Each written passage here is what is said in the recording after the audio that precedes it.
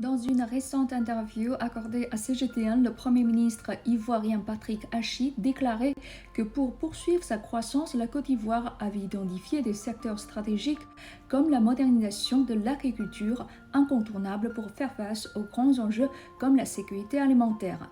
La modernisation d'un pays serait d'ailleurs incomplète sans procéder à celle de ses zones rurales.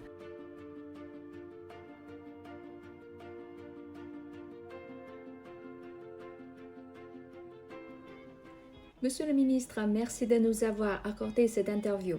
L'année 2023 marque les 40 ans des relations diplomatiques entre la Chine et la Côte d'Ivoire. Comment qualifiez-vous ces 40 ans de relations, surtout dans le domaine de l'agriculture? Vous savez très bien que, comme la Chine, notre pays, la Côte d'Ivoire, est un pays essentiellement agricole. Ces 40 dernières années ont été marqués par un accompagnement constant de la partie chinoise à notre égard, notamment au niveau d'une des spéculations agricoles telles que le riz. La Chine est un grand consommateur de riz. Elle est également le plus grand producteur du riz dans le monde avec plus de 208 millions de tonnes produites en 2022. Cette céréale est devenue au fil des années l'une des cultures stratégiques en Côte d'Ivoire, vu sa contribution indéniable dans la lutte contre l'insécurité alimentaire. Depuis 1994, la Chine et la Côte d'Ivoire entretiennent une coopération dans la riziculture. Une équipe d'agronomes chinois est basée à Guigidou, située à 160 km d'Abidjan, la capitale économique ivoirienne. En 2017, CGT1 est allé rencontrer ces agronomes chinois et les agriculteurs locaux. 6 ans se sont écoulés, comment vont-ils? Voici un micro-trottoir réalisé par la correspondante de CGT1, Christina Niaouré. Je m'appelle Kodja Pako. Lorsque mon papa vivait, j'étais à côté de lui en 2017. Je voyais le travail qu'il fait avec la Chine. En tout cas, c'est bien. De 97 jusqu'à aujourd'hui, vraiment, je me sens bien. Je gagne l'argent. Quand il est mort aujourd'hui, en tout cas, moi et les Chinois, on s'attend très bien. Grâce à eux, tous les côtés Djidou, partout ici, en tout cas, les jeunes travaillent bien, on se forme bien, puis on s'attend très bien. Grâce à les Chinois, vraiment, il y a eu beaucoup de changements. Et j'ai eu les tracteurs, et il y a des maçonnistes. Maintenant, vraiment, on a eu des bonnes machines. Avant, j'étais apprenti. Bon, ces apprentis n'ont pas le choix. Bon, maintenant, vraiment, il y a le changement, il y a bon salaire. Et je fais mourir, je vois nourrir mes familles. Bon, vraiment, ça va. Aujourd'hui, grâce à ce périmètre-là, il y a de l'électricité ici à Djidou. Voilà, les routes aussi sont bien aménagées. Aujourd'hui, je peux dire que chez moi à Djidou, tous mes petits frères ont acheté la moto. Aujourd'hui, grâce à ce projet, on a certaines infrastructures modernes dans le village. Donc, les parcelles nous ont permis aussi à développer nos rendements. Et ça nous permet d'avoir beaucoup d'infrastructures dans le village. Donc on dit merci toujours à la coopération parce que les Chinois sont sur place ici. Donc ça nous bénéficie, on bénéficie des nouvelles techniques, des variétés du riz. Un proverbe chinois dit qu'il vaut mieux apprendre à pêcher un homme que lui donner quelques poissons. Avec les agronomes chinois, les jeunes Ivoiriens améliorent leur capacité de production. Il y a un volet important de ce projet qui est sur le renforcement des capacités et des acteurs de la filière rizicole.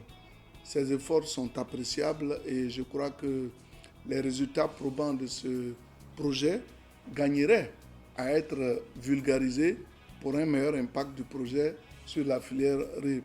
Quant au goût du riz qui est produit, véritable fruit de coopération entre la Chine et la Côte d'Ivoire, le ministre Ajoumani nous a confié. Et je peux vous rassurer, le riz dont vous parlez est très succulent.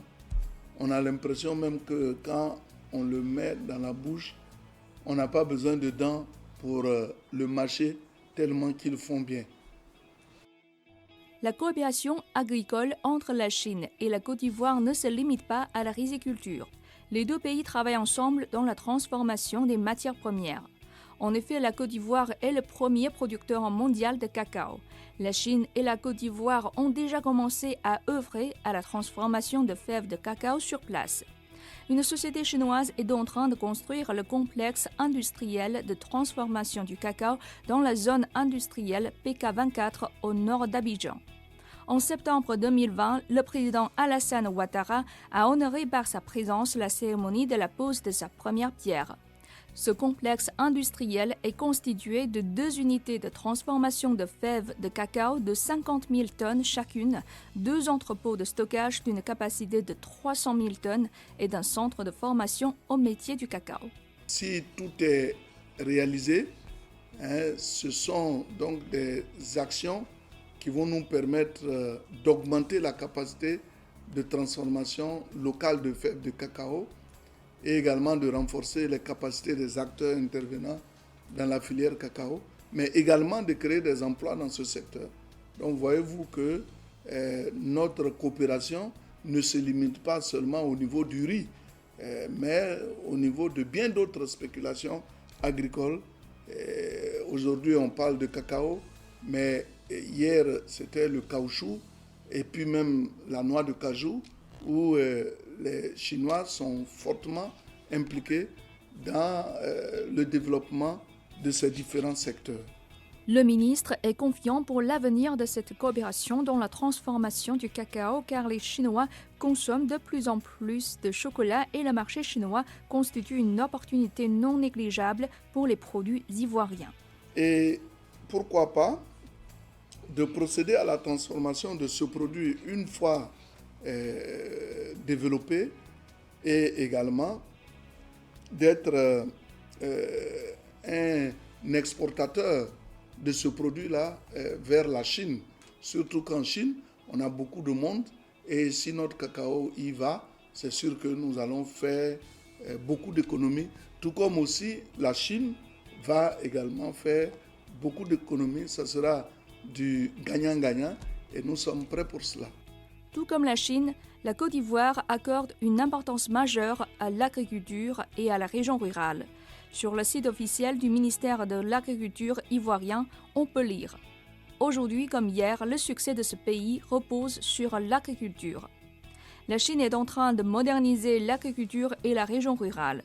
Son expérience attire l'attention des Ivoiriens. » Aujourd'hui, l'agriculture ivoirienne vraiment aspire à de nouvelles technologies qui peuvent lui permettre de pallier les effets des difficultés rencontrées ces dernières années, notamment le changement climatique, les crises sanitaires, les pressions économiques de tout ordre. Et la Chine pourrait être l'un des partenaires sûrs, au vu de son expérience, qui viendra soutenir notre pays dans le développement de son agriculture, surtout en milieu rural.